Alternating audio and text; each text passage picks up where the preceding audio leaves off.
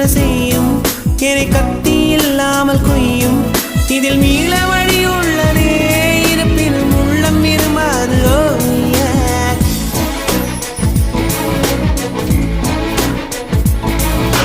விழிகளின் அருகினில் வானம் வெகு தொலைவினில் தூக்கம் இது 5 புலன்களின் ஏக்கம் என் முதல் அனுபவம்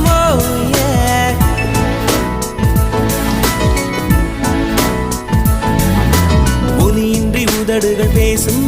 பெரும் புயலென வெளிவரும் சுவாசம் ஒரு சுவடின்றி நடந்திடும் பாதம் இது அதிசய